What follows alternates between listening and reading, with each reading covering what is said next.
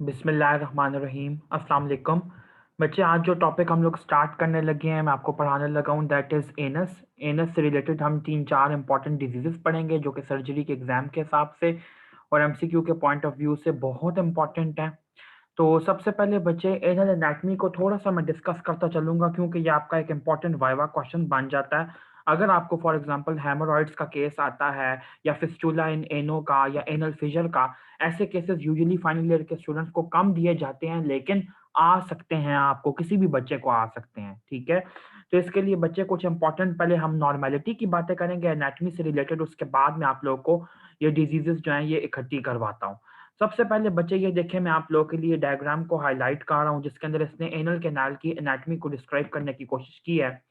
आप लोग second year की एनाटमी में पढ़ के आए थे कि एक लाइन होती है that is known as dentate line या पेक्टिनेट लाइन, जो कि बेसिकली एक्टोडर्म और एंडोडर्म को सेपरेट करती है। ठीक है, आपका जो गट होता है वो एंडोडर्म से बना हुआ है, लेकिन जहाँ पे एनस बनती है एम्ब्रियो के अंदर, वहां पे स्किन, जो ओवरलाइंग स्किन का पार्ट होता है, यानी कि फ्यूचर स्किन का, यानी कि जो एक्टोडर्म होती है उसकी पिट बनती है और वो अंदर की तरफ जाके एंडोडर्म के साथ मिलती है। तो ये जो इनका लाइन है, जो इनका जंक्शन है, that is actually known as dentate line. ठीक है, ये एंडोडर्मल पार्ट और एक्टोडर्मल पार्ट ऑफ एनस को सेपरेट करने के लिए।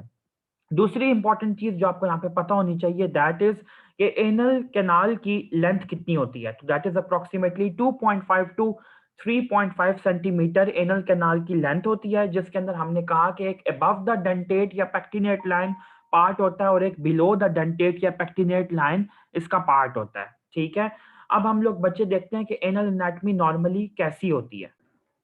तो बच्चे आपकी बुक में भी ये वाली बात मेंशन्ड है और एनाटमी में भी आप लोग ये चीज पढ़ के आए हैं। फॉर एग्जांपल, अगर ये एनस है और यहाँ पे मैं एक लाइन ड्रॉ करने की कोशिश करता हूँ, that is known as dentate line. ठीक है, बल्कि इसको मैं स्ट्रेट लाइन के तौर पे अभी शो करता हूँ, उसके बाद बताता हूँ कि क्या है। तो डेंटेट लाइन से ऊपर बच्चे आपको ये पता होना चाहिए कि एनल कुशंस जो हैं वो एग्जिस्ट करते हैं। एनल कुशंस बेसिकली आप ये कह लें कि म्यूकोजल थिकनिंग है। ठीक है, और एनल कुशंस जो होते हैं बच्चे, ये यूजुअली तीन होते हैं। तीन किस किस जगह पे लोकेटेड होते हैं? म्यूकोजल और सब म्यूकोजल फोल्ड्स की वजह से ये बनते हैं। तो एक होता है लेफ्ट लेटरल, दूसरा होता है बच्चे राइट एंटीरियर, और तीसरा होता है राइट पोस्टीरियर। ये तीन एनल कुशंस एग्जिस्ट करते हैं जो कि प्रॉक्सिमली रेक्टम के अंदर जाके प्रोट्रूड करते हैं। फॉर एग्जांपल, ये मैं लेफ्ट लेटरल शो कर रहा हूँ, यहाँ पे मैं राइट एंटीरियर ऐसे करके शो कर रहा हूँ और पीछे राइट पोस्टीरियर है। फॉर एग्जांपल, मैं यहाँ पे 3D नहीं समझा सकता, तो ये ऊपर रेक्टम की तरफ जा रहे हैं। ठीक है, प्रॉक्सिमली ये रेक्टम में कंटिन्यू करते हैं। इन एनल कुशंस के बीच में जो छोटी छोटी फोल्ड्स होती हैं उनको हम लोग कह देते हैं सेकेंडरी एनल फोल्ड्स। ठीक है, तो सेकेंडरी जो बच्चे आपकी फोल्ड्स हैं, इनका दूसरा नाम ये भी दिया गया है कि दे आर एक्चुअली, इनको सेकेंडरी एनल फोल्ड्स भी कह देते हैं, इनको सेकेंडरी रेक्टल फोल्ड्स भी कह देते हैं, क्योंकि ये नीचे की तरफ भी आ रही होती हैं। तो इनको हम लोग कहते हैं सेकेंडरी कॉलम्स ऑफ मॉर्गेगनी। ये बात आप लोगों ने याद रख। अगर यहाँ पे मैं आपको ड्रॉ करने की कोशिश बताऊं, तो फॉर एग्जांपल अगर ये दो एनल कुशंस हैं, ठीक है, तो इनके बीच के अंदर जो फोल्ड्स प्रेजेंट होंगी वो ऐसे प्रेजेंट होंगी। तो कुशंस को हमने कह दिया कि ये प्राइमरी थिकनिंग्स हैं, और जो सेकेंडरी फोल्ड्स हैं, सेकेंडरी कॉलम्स हैं, इनको हमने कहा कि सेकेंडरी कॉलम्स ऑफ मॉर्गेगनी है। अब एक बात यहाँ पे और याद रखने वाली है कि जो कुशंस होते हैं, इनका बेसिक पार्ट जो होता है, मेजॉरिटी पार्ट, वो अपर पार्ट ऑफ एनस में होता है, यानी कि डेंटेट लाइन से ऊपर होता है। और जो सेकेंडरी फोल्ड्स होती हैं ये नीचे की तरफ भी आती हैं। ठीक है, ऊपर से नीचे की तरफ, और ये प्राइमरी फोल्ड्स के बीच में प्रेजेंट होती हैं। तीसरी इंपॉर्टेंट बात जो आपको यहाँ पे पता होनी चाहिए कि जो सेकेंडरी फोल्ड्स होती हैं, इनके जो लोअर एंड्स होते हैं, ये आपस में ऐसे ज्वाइंट होते हैं। ठीक है, तो इनके आपस में ज्वाइन होने की वजह से जो आपका एक एरिया बनता है, जो एक लाइन बनती है, उसको हम लोग कह देते हैं कि that is actually anal valve. और हम दूसरी जगह पे ये भी कह रहे होते हैं कि ये सारी जो लाइन होती है, अगर इसको हम सर्कमफ्रेंशियली देखें, तो इसी को हम लोग पेक्टिनेट लाइन या डेंटेट लाइन भी कह रहे होते हैं। एक और बात जो आपको यहाँ पे पता होनी चाहिए कि what are anal sinuses. Anal columns of Morgagni के जो लोअर एंड्स होते हैं, इनके बीच में जो पोटेंशियल स्पेसेस होती हैं, उनको हम कह देते हैं कि they are specifically anal crypts या एनल साइनसेस।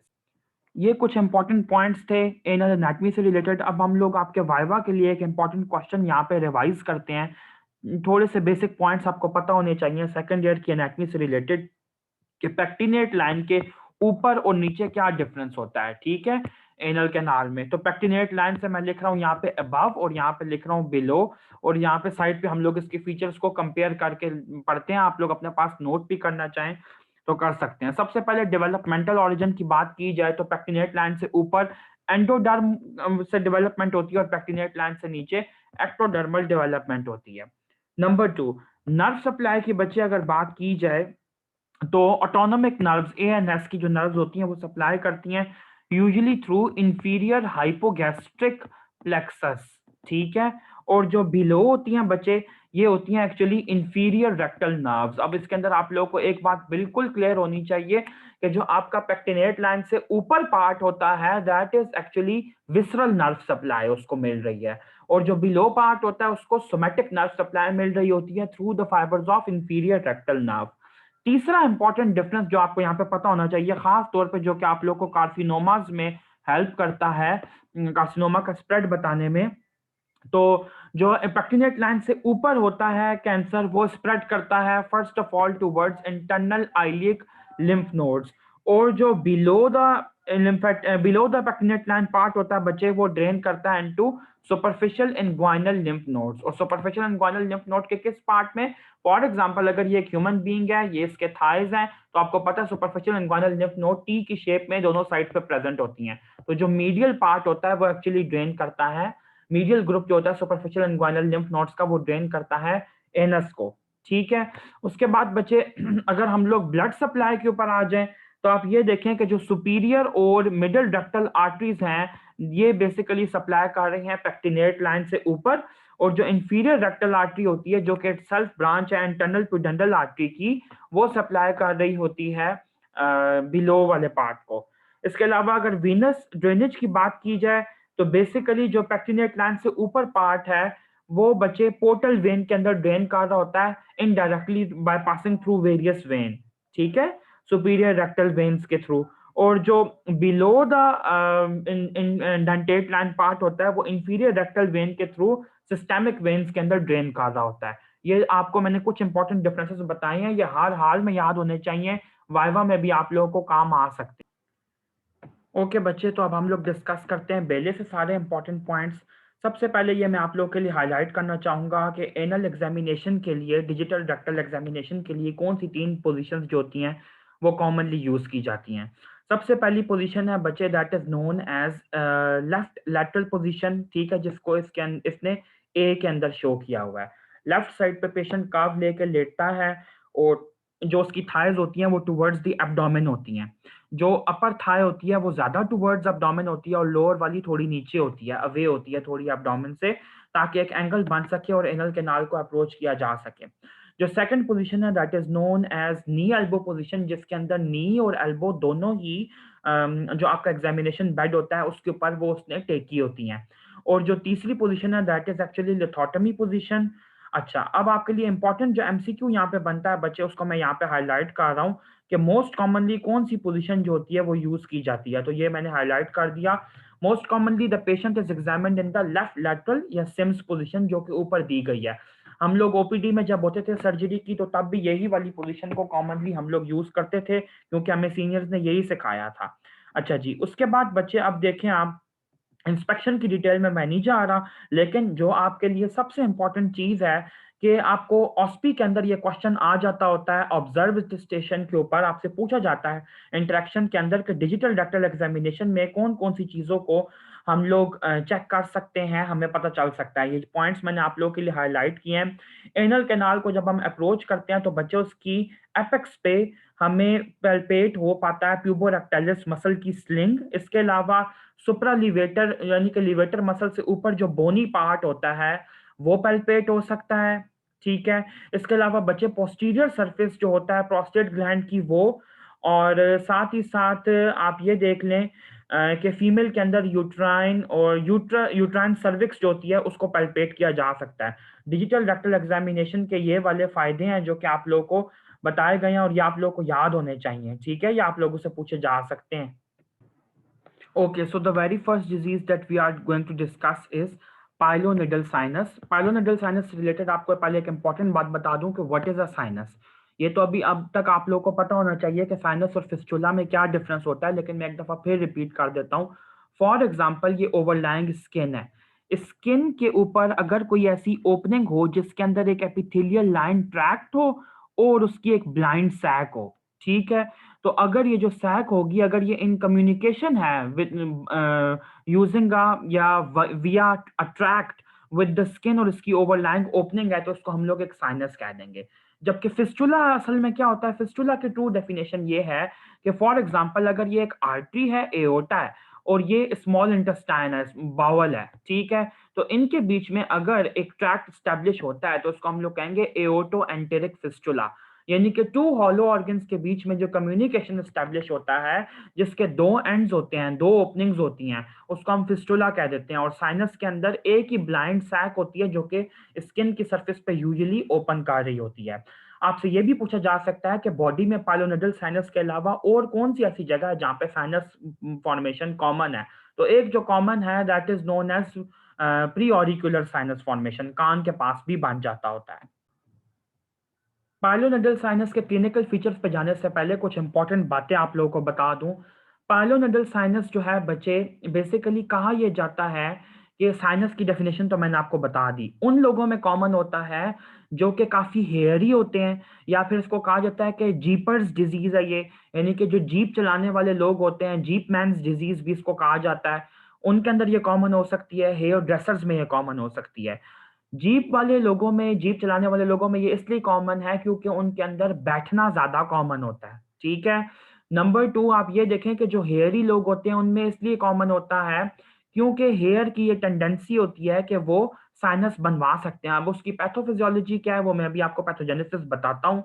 तीसरे नंबर पे आप ये देखें कि जिन लोगों के हेयर थिक होते हैं और जो ब्लैक हेयर वाले हैं उनके अंदर ये ज्यादा कॉमन है कंपेयर टू वाइट हेयर वाले लोग, क्योंकि जिनके हेयर वाइट होते हैं यूजुअली उनके हेयर सॉफ्ट होते हैं, लेकिन जिनके हेयर ब्लैक होते हैं उनके हेयर यूजुअली बहुत हार्ड और स्टिफ से होते हैं। ये यूजुअल ट्रेंड में मेन के अंदर बता रहा हूँ, फीमेल्स के अंदर ये डिजीज लेस कॉमन है, ठीक है, मेल्स के अंदर ज्यादा कॉमन है। इसके अलावा आपको ये पता होना चाहिए कि पाइलोनेडल साइनस जो होता है इसको हम एक्सरसाइज करने की कोशिश करते हैं, लेकिन इसका रिकरेंस रेट काफी हाई है, तो इसको बार बार हमें ट्रीट करना पड़ता है। अब हम लोग देखते हैं कि इसकी जो पैथोफिजियोलॉजी है, पैथोजेनेसिस है, वो क्या है।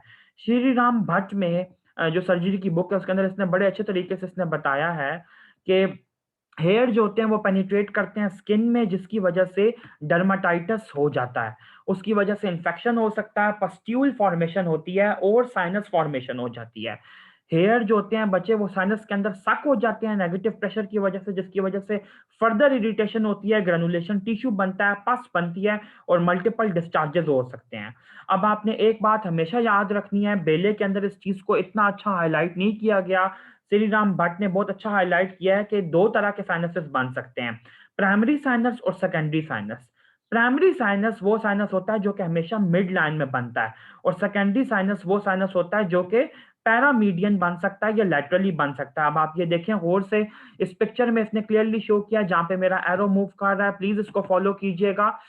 बच्चे सैक्रोकॉक्सिजियल जॉइंट से लेकर कॉक्सिक्स की टिप के बीच में जो ओपनिंग बनती है, ये क्राइटेरिया है, वो प्राइमरी साइनस होता है और वो मिड लाइन में होता है। इसके अलावा जहां भी कहीं बनता है जो लैटरली होगा, खास तौर पे वो सेकेंडरी साइनस होगा।